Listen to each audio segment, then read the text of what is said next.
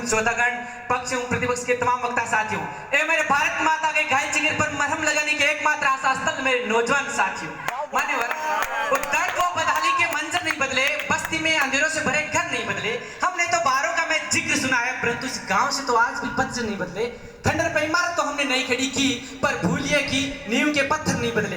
बदले हैं मैच कातिल और उनके मुखोटे, वो कत्ल के अंदाज, वो खंजर नहीं बदले। मान्यवर, सदन का विषय है अभिव्यक्ति की संवैधानिक स्वतंत्रता सुरक्षित या खंडित। मान्यवर, अभिव्यक्ति की स्वतंत्रता सुरक्षित लोकतंत्र की पहली शर्त है। चलिए हम गणतंत्र की बात करते हैं तो लोकतंत्र का उसूल है अपने प्रतिपक्ष की बात भी सुननी चाहिए। तो मेरे प्रतिपक्षी वक्ताओं के विचारों को मद्देनजर रखते हुए चलिए हम सदन के विषय की गंभीरता की बढ़े। तो सबसे पहले हमें याद रहे कि भारतीय संविधान एक धर्मनिरपेक्ष, सहिष्णु और आदर्श समाज की गारंटी देता है। अभिव्यक्ति की स्वतंत्रता भारतीय मौलिक अधिकारों का एक प्रमुख हिस्सा है और मनुष्य को एक प्राकृतिक और मौलिक अधिकार अभिव्यक्ति की स्वतंत्रता के रूप में मिली है।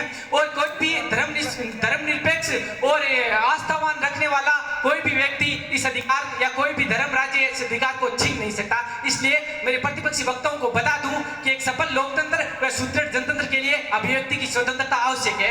अभिव्यक्ति से स्वतंत्रता से किसी भी समाज को अब बेल लगाने से, प्रतिबंध करने से हम दास्ता की बेड़ियों में जकड़ना होगा। अभिव्यक्ति की स्वतंत्रता के लिए संयुक्त राष्ट्र के मानवाधिकारों के घोषणा पत्र में प्रत्येक मानव को अभिव्यक्ति की स्वतंत्रता प्रदान की गई है।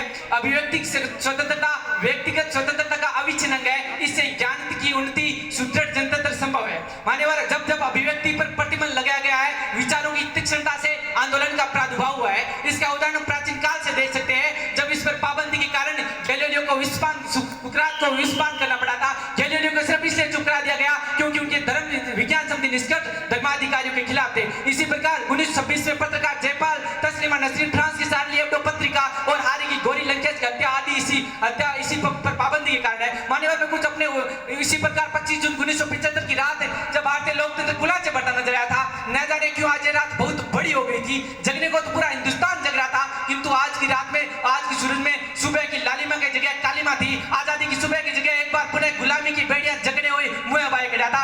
अखबारों की बिजली काट दी गई, पत्रिकाओं को बंद कर दिया गया, लोकतंत्र की हत्या करने की कोशिश की। इस प्रकार कुछ छोटे मोटे प्रतिबंधों को झेलते भारतीय लोकतंत्र 21वीं सदी में आ पहुंचा। और फिर सन 2008 में भारत सरकार द्वारा सूचना प्रौद्योगिकी अधिनियम में धारा 66 जोड़ी गई। और अंत में चलते हुए सभी की बेड़ियों को जगन महसूस करते इतना ही कहूंगा कि हम अपने मन की बात करी बातें तो कहते, उन ऊंचे ऊंचे